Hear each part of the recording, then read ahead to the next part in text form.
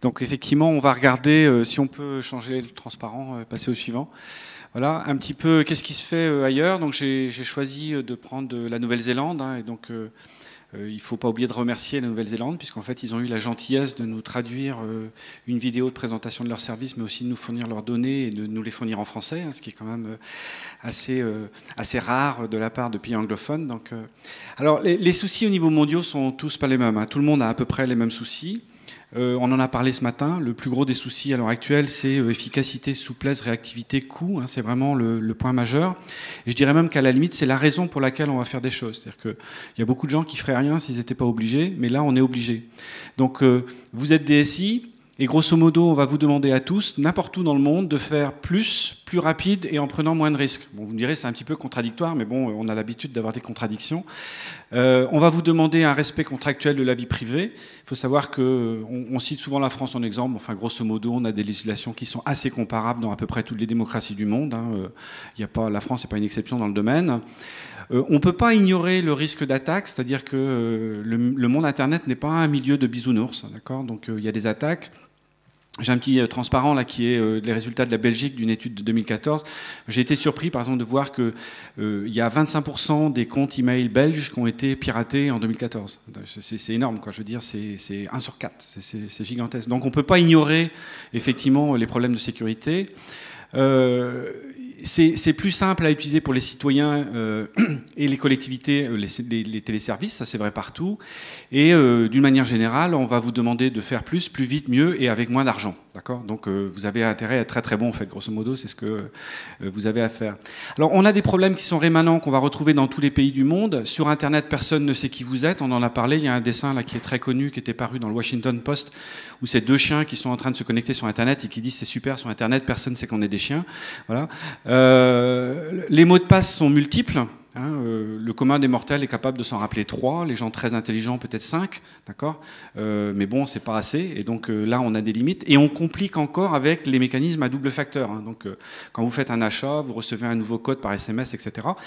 Et ce qu'il faut bien comprendre, c'est que plus une technologie d'accès, d'authentification est compliquée, moins l'utilisateur la comprend, plus c'est facile de le pirater, en fait. Voilà. Donc c'est gênant non seulement parce que les gens ne veulent pas utiliser le système, mais aussi c'est gênant parce qu'on peut les attaquer facilement. Alors, pour peu qu'on arrive à passer toutes les barrières qu'on a et on arrive à valider nos données et donc à accréditer nos informations pour réussir à activer le service auquel on veut accéder, si jamais on doit refournir la donnée pour un autre service, en général, il faut recommencer tout le process.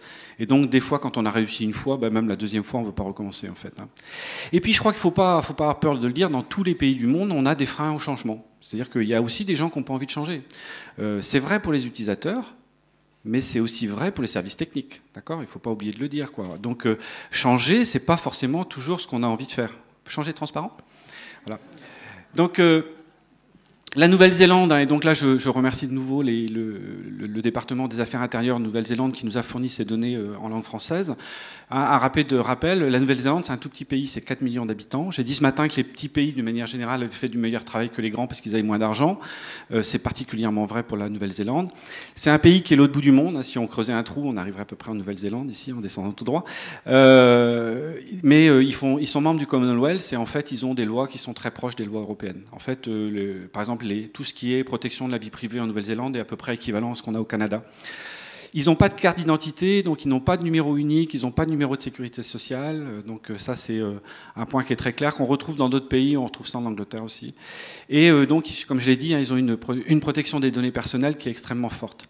Alors, c'est des précurseurs en identité numérique. Il faut savoir qu'ils ont beaucoup travaillé sur les organismes de normalisation. Ça, c'est quelque chose sur la France, on n'est pas très bon.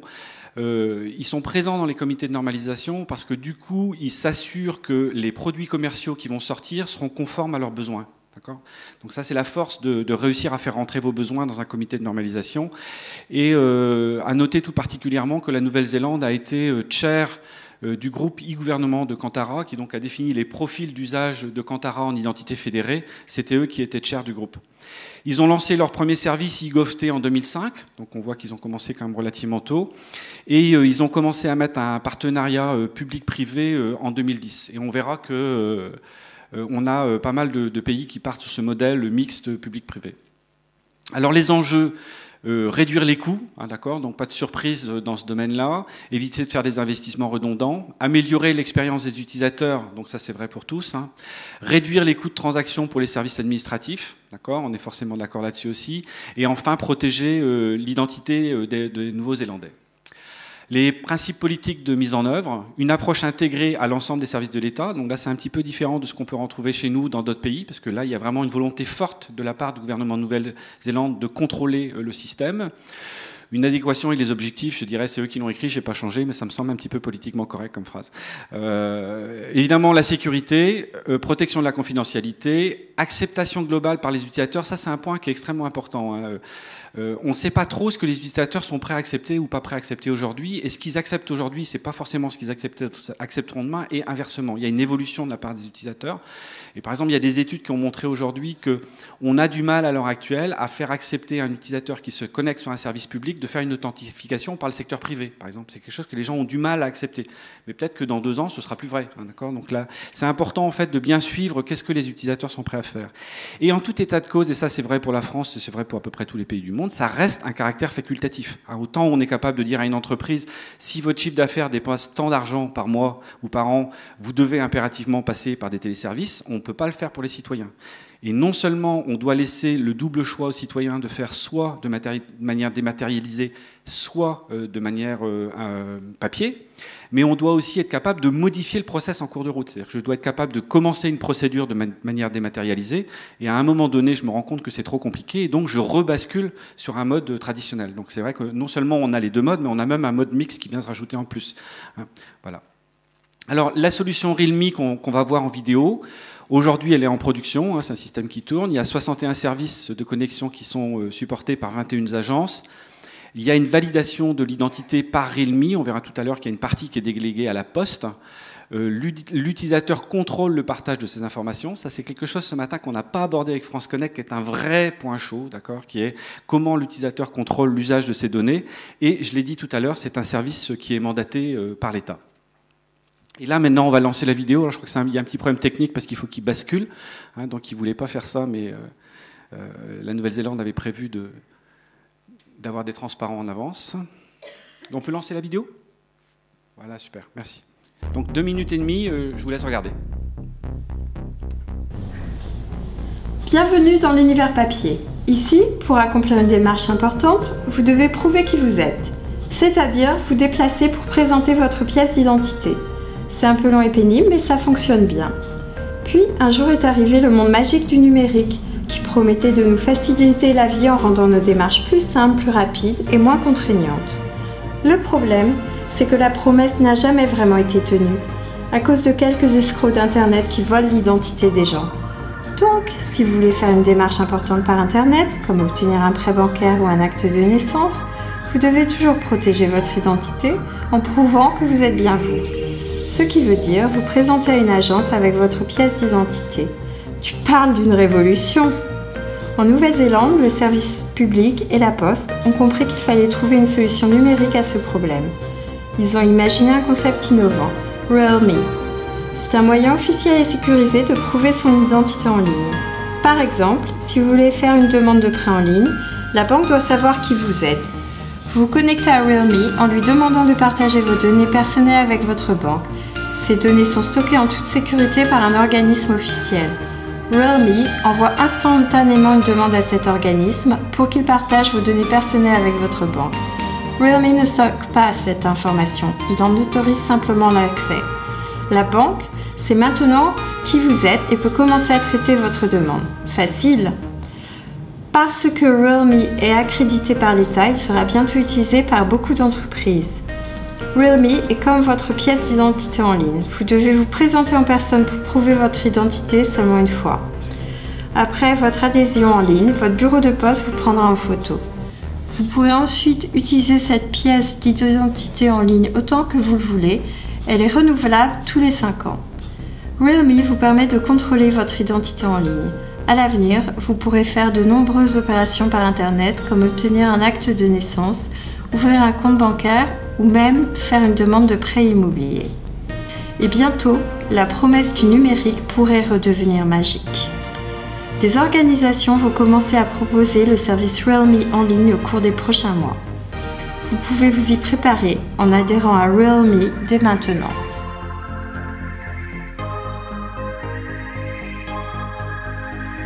Alors voilà pour la présentation rapide. Donc le service Realme, je l'ai dit, est en production. Hein. C'est vrai que dans la traduction, elle a mis un certain nombre de choses au futur. En fait, c'est déjà en place. Donc on va regarder. On peut passer au transparent suivant. Voilà, super. Donc l'avenir, effectivement, hein, c'est donc un partage d'informations. C'est-à-dire qu'à l'heure actuelle, Realme sert à faire de l'authentification et donc permet un accès à vos données personnelles. La Nouvelle-Zélande avait déjà en production un système d'échange d'informations entre les différentes agences et donc ils doivent l'intégrer sur Realme, ça c'est pas encore fait. Et l'objectif politique, c'est facilitation des démarches et réduction des dépenses publiques, donc ça c'est un objectif que nous partageons tous. Alors, comme la Nouvelle-Zélande ne pouvait pas être dans la salle et que vous ne pouvez pas leur poser de questions, moi je leur ai posé quelques questions à l'avance, d'accord, pour un petit peu savoir où est-ce qu'ils en étaient. Donc l'état actuel du service. Aujourd'hui, il y a 2 versions de Realme en production. Il y a une version qui fait juste le login, donc qui fait un login de niveau 1 et 2 au niveau des niveaux de sécurité, hein, qui est en production depuis 2007. Et ils ont une vérification d'identité donc qui est faite par la Poste, comme on a vu dans la vidéo, qui est en place depuis 2013. Alors j'aurais essayé de demander comment ils avaient dépensé d'argent pour le projet, puisqu'en fait on dit toujours que tout est gratuit, mais c'est pas forcément vrai. Et ils considèrent que globalement, sur l'ensemble des dépenses qu'ils ont fait au niveau des affaires intérieures Nouvelle-Zélande depuis 2002, ils ont à peu près dépensé 50 millions d'euros, enfin l'équivalent de 50 millions d'euros en totalité sur l'ensemble de leur projet. Les équipes techniques, c'est entre 5 et 20 personnes sur les périodes. Aujourd'hui, ils sont une quinzaine à l'heure actuelle à Realme. Et ils ont utilisé 3 intégrateurs pour les aider à développer un certain nombre de couches logicielles. Alors le niveau d'adoption, à l'heure actuelle, ils ont 1,5 million d'utilisateurs sur la partie Realme Login, donc en niveau d'assurance 1 et 2. Donc niveau 1, c'est je prétends que j'ai des prétentions, mais personne ne les vérifie. Par exemple, je dis je suis né le 1er janvier 1970, ce qui, je vous rassure, n'est pas vrai. Et en fait, on considère que c'est bien. Le deuxième niveau, ça va être un petit peu plus fort. Par exemple, on va vous demander de fournir en même temps que votre date de naissance une photocopie de votre carte d'identité, par exemple. Donc ça reste du système automatique, mais un peu plus sécurisé. Donc ça, ils ont 1,5 million d'utilisateurs et ils ont 40 000 identités certifiées en LOA3, c'est-à-dire des gens qui ont été faire la photo et sur lequel on a vraiment fait une connexion forte. C'est important de vérifier, ça a été redit ce matin, qu'il y a beaucoup plus de business pour l'authentification de niveau 1 et 2 qu'il y a un business pour l'authentification de niveau 3 et 4. Donc voilà. Alors il faut rappeler que la Nouvelle-Zélande a 4 millions d'habitants et donc si vous faites le ratio sur le nombre de gens qui ont un compte, effectivement, on est 5 à 6 fois supérieur à ce qu'on peut avoir en France à l'heure actuelle. Donc les technologies qu'ils ont utilisées, c'est tout en SAML 2, hein, d'accord, c'est de la technologie SAML 2 qu'ils ont utilisée. Donc là, c'est vraiment du débat technique, hein, ça n'intéresse pas forcément tout le monde. Ils ont utilisé principalement une source qui est en fait un produit semi-commercial, parce que c'est ForgeRock, qui est un produit open source supporté par une société commerciale d'origine norvégienne. Pour les fournisseurs de services, que nous on appelle les SP dans notre jargon, Service Provider, c'est en fait les collectivités qui fournissent des services. Là, évidemment, ça dépend des collectivités, chacun a un petit peu son produit, donc là on retrouve de tout. Alors, de quels services est-ce qu'ils sont le plus fiers à l'heure actuelle? J'aurais posé la question, sur les 61 services, quels sont les services qui vraiment vous considérez comme étant le plus grand succès? Et là, ils répondent de manière systématique, c'est les 2 banques qui aujourd'hui autorisent l'ouverture d'un compte en ligne directement sans aller à l'agence. Et c'est vrai que je dois reconnaître que c'est assez impressionnant. Voilà. Alors, sur la question, comment est-ce que vous aidez vos fournisseurs de services, dans les collectivités territoriales, à rejoindre votre autorité d'authentification? Le premier niveau de helpdesk est gratuit.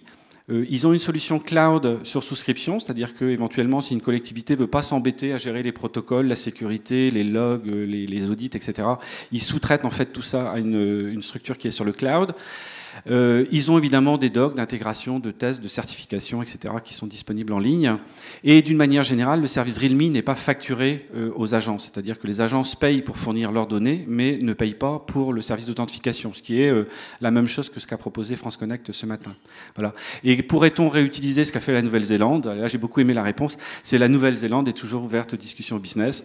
Donc voilà, ils sont tout à fait prêts, effectivement, à travailler avec qui que ce soit pour aller un peu plus loin.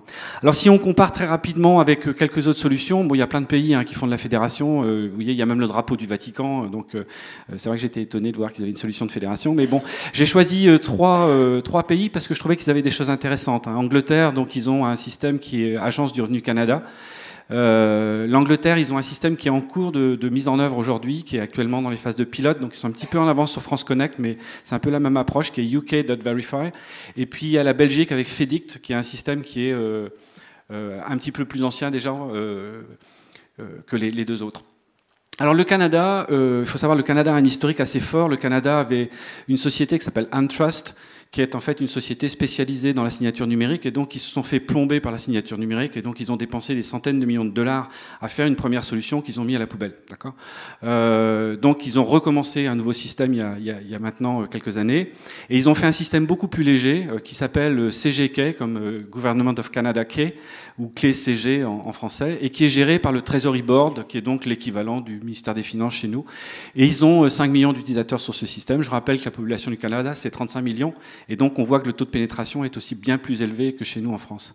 Ils ont ouvert très récemment un deuxième service qui est intéressant, qui s'appelle SecureKey, qui en fait permet de déléguer au secteur privé l'authentification sous responsabilité du gouvernement. Et là, c'est les banques canadiennes qui font en fait l'authentification. Et c'est un petit peu plus simple parce qu'au Canada, il n'y a que 5 banques. Il y en a une qui apparaît pas là, qui est TD Bank, qui est aussi là. Et donc, quand vous vous connectez, ça c'est, vous pouvez aller voir, ça c'est un site web du Canada, vous pouvez vous connecter. Vous allez voir qu'on va vous demander de vous authentifier soit avec votre banque, soit avec CGK. On peut passer au suivant. Alors, le Canada a énormément d'ambition. Ils veulent absolument mettre en place un système qui permette de réutiliser l'ensemble des attributs de votre identité par tous les services qui seraient susceptibles d'en avoir besoin. Pour l'instant, tout ça, c'est ce qu'on appelle, nous, du slideware. C'est-à-dire ça marche au transparent, mais il n'y a rien en vrai. D'accord. Donc, ce qui marche bien, par contre, c'est l'authentification. C'est-à-dire le système de base fonctionne. Ça, c'est vraiment en production. Il y a vraiment de l'utilisation. Par contre, cette espèce de modèle miracle où on échange les informations, ça reste encore un petit peu un vieux pieu. On peut passer au suivant. Alors l'Angleterre a fait un choix complètement différent des autres. Eux, ils ont décidé de sous-traiter 100% des authentifications au service au secteur privé. Alors c'est plus un choix politique qu'un choix technique. Il faut savoir, c'est que le gouvernement travailliste voulait pas faire ça, mais quand les conservateurs ont été élus, ils ont mis à la poubelle ce qu'avaient fait les travaillistes et ils ont fait un truc complètement différent. Donc on connaît ça chez nous aussi. Voilà. Et donc le résultat, c'est qu'ils partent sur 100% secteur privé. Ils ont quelque chose qui est très intéressant, c'est qu'ils ont dit n'importe qui peut faire de l'authentification s'il répond à la spécification. Et donc ils ont tout un tas de documents qui spécifient qu'est-ce que doit faire une autorité d'authentification pour être admissible au niveau gouvernemental. Et ensuite, l'utilisateur choisit librement l'autorité qu'il veut prendre. Ils ont une anonymisation qui est donc une protection des vies personnelles qui est faite par un hub, donc une espèce de passerelle d'accès. Et comme en Angleterre, il n'y a pas de numéro unique, il n'y a pas de numéro de sécurité sociale, il n'y a rien de tout ça. Ils ont tout un mécanisme qui s'appelle le matching service qui permet, à partir d'informations floues, principalement votre nom, prénom, date de naissance, âge et sexe, d'essayer de repérer de manière unique qui est-ce que vous êtes dans le système. Voilà. Alors, les principes d'architecture du gouvernement anglais, alors ça, je vous conseille d'aller les lire, parce que c'est vraiment très intéressant. Donc, j'ai mis le lien ici, d'accord. Donc, vous allez voir ce design principle. Et donc, c'est démarré par les besoins utilisateurs. Alors, ça, je le dirai jamais assez. C'est cas d'usage, cas d'usage, cas d'usage, cas d'usage. Tout le monde comprend les cas d'usage. Les politiques, ma grand-mère, ma maman, ma petite fille, tout le monde comprend les cas d'usage. Donc, c'est important, c'est repartir toujours des cas d'usage. En faire le moins possible, d'accord. Un bon informaticien doit être feignant, d'accord, ne pas l'oublier, et réutiliser l'existant. On a trop tendance à mettre à la poubelle ce qui existe. Prendre les décisions difficiles en réunion. Alors là, je m'adresse particulièrement aux politiques, d'accord. C'est important de prendre les décisions difficiles en réunion, parce que si on les prend pas en réunion, en fait, la complexité est reportée sur la partie technologique. J'ai cité la phrase ce matin des Anglais, donc faire quelque chose ressembler à un truc simple, c'est facile, faire un truc vraiment simple, c'est beaucoup plus compliqué. Donc je partage tout à fait leur point de vue. Démarrer petit et grossir, d'accord. N'essayez pas d'avoir les yeux plus grands que le ventre, ça sert à rien. Abandonner l'élégance pour l'intuitif. Faut être très basique. On n'est pas en train de faire. C'est pas une œuvre d'art qu'on fait en fait. Et ce qu'ils disent, c'est on construit des services numériques dématérialisés, pas des sites web. Ça, c'est il y a des agences web dans la salle, d'accord. On n'a pas besoin de flash, on n'a pas besoin d'animation, on n'a pas besoin de trucs qui clignotent. Ce qu'on veut, c'est des choses qui marchent. Voilà. Et faut faire en open source parce que c'est l'assurance de faire mieux. On va passer au suivant. Alors le dernier exemple que j'ai, c'est la Belgique, donc FEDICT, et je l'ai pris parce qu'il a une approche complètement différente des autres. D'accord. La Belgique est basée sur une authentification forte à partir d'une carte d'identité, d'accord. Et donc, ils ont distribué la carte d'identité de manière massive. Ça leur a coûté une fortune à tout le monde, au gouvernement, aux sociétés qui ont travaillé avec eux, parce qu'ils ont tous perdu de l'argent, et aux utilisateurs, parce que, d'une manière générale, ils ne se servent pas du système. Donc, ce qui est assez amusant, quand on regarde sur la Belgique aujourd'hui, on a un taux, en fait, de pénétration des technologies qui est plutôt plus élevé que les 4 pays qui les entourent. Mais, par contre, la majorité des citoyens belges n'ont pas jamais utilisé leur carte d'identité électronique, et pire, n'ont pas de lecteur, donc ils ne peuvent pas l'utiliser. Donc c'est un échec, ce que moi j'appellerais un échec patent en fait. Voilà. Par contre, à l'inverse, ils ont interfacé beaucoup de services, et donc on a accès à beaucoup de services en dématérialisé. La plupart avec un simple login mot de passe. Ils ont aussi un espèce de token qui permet de s'en sortir, notamment dans le milieu de l'entreprise, qui est beaucoup utilisé. Mais la plupart des services restent sur un login mot de passe de base. Par contre, le fait d'avoir une identité forte, d'accord, faut quand même reconnaître que ça a quelques qualités, l'identité forte. Ils ont aussi pu ouvrir des services un peu plus critiques, comme par exemple le dossier médical, ce que nous, on ne peut pas faire avec évidemment une identité faible. Voilà. Suivant. Voilà. Alors si on essaye de regarder un petit peu, je sais que ça va un peu vite tout ça, hein, mais bon, on pourrait récupérer les transparents sur le site de la ville de Vannes. Quelques éléments communs en réussite. Simplicité d'usage et d'implémentation, d'accord. Prendre les décisions difficiles en réunion, ça je ne répéterai jamais assez, d'accord, c'est un point qui est extrêmement important. Centré sur les cas d'usage utilisateur. Sécurité, protection des données personnelles. La seule solution pour implémenter un système correct d'identité fédérée, c'est de séparer les services d'authentification et les services de données utilisateurs. Donc si quelqu'un vous propose de les mettre ensemble, vous pouvez déjà faire une grande croix rouge sur le système, c'est pas bon. Avoir un tableau de bord de contrôle des usages et des consentements, d'accord. Et ça, honnêtement, je pense que vous, en tant que collectivité, vous n'arriverez pas à fournir ce service de consentement et de suivi des accès utilisateurs. Donc, il faudra passer par une structure intermédiaire. Mégalis pourra en être une, ça peut être le secteur privé, ça pourrait être la Poste, ça peut être France Connect, mais je ne pense pas que les collectivités territoriales pourront faire ça. Et étanchéité aux attaques internes et externes. Je rappelle quand même qu'en informatique, la plupart des attaques sont internes et ne sont pas externes, d'accord ? Il ne faut pas se tromper là-dessus. Donc l'étanchéité doit être double. Et un support aux fournisseurs de services. J'ai dit ce matin déjà, faire une autorité d'authentification, c'est relativement simple, d'accord ? Faire un club, vous mettez de la peinture, de l'éclairage, vous faites de la pub dans les journaux, c'est fait. Faire venir des clients, c'est beaucoup plus compliqué. Donc, il faut s'adresser effectivement aux fournisseurs de services, il faut impérativement les aider. Le premier point dont on a besoin, c'est un modèle d'assurance de risque formalisé. C'est-à-dire que c'est pas la ville de Vannes qui est capable de décider quel est le niveau de vérification d'une identité sur le réseau qui est nécessaire pour fournir un acte de naissance. C'est pas son travail, d'accord ? Donc ça, c'est forcément quelque chose de collégial et ça doit être décrit. C'est un des plus grands reproches que je ferai aujourd'hui à France Connect, c'est que ce document n'est toujours pas disponible sur leur site. Voilà. On a une fourniture des toolkits de connexion. Bon, ça c'est de la technologie, mais si on n'a pas ce qu'il faut pour se connecter, ben, vous n'allez pas les développer. Hein. Les mécanismes de contrôle, activation, révocation des clés, etc. On n'en a pas parlé ce matin, mais c'est extrêmement important. Il faut impérativement les avoir. Et d'une manière générale, il faut que les collectivités soient capables de déléguer toutes les tâches techniques compliquées. Vous n'allez pas les faire, d'accord ? Vous n'avez ni la compétence pour les faire, ni le temps, ni l'argent. Donc, notamment, je pense à l'interception légale, hein, c'est-à-dire que demain, il n'y a pas que des gens honnêtes sur Internet, hein, donc je dois tracer quelqu'un, je dois le contrôler, tout ce qui est fraude, par exemple, qu'il faut gérer.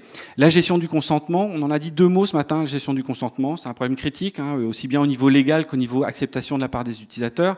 Et enfin, les niveaux de performance, c'est pareil, on en a dit 2-3 mots ce matin.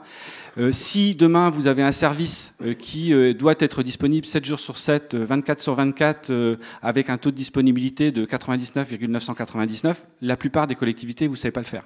Donc vous serez obligé en fait de passer par un intermédiaire qui va assurer ce que nous on appelle la SLA, c'est-à-dire Service Level Agreement, le niveau de service contractuel, pour répondre à votre place en fait sur le niveau de performance qui vous est demandé. Voilà. Et le dernier transparent, je vous ai mis un certain nombre de liens que vous pourrez regarder sur ce qu'on a discuté, sur les différents pays, sur la normalisation. Et tout ça, ce sera disponible sur le site de la mairie de Vannes. Merci. Merci Flip pour cette belle présentation complète, très illustrée.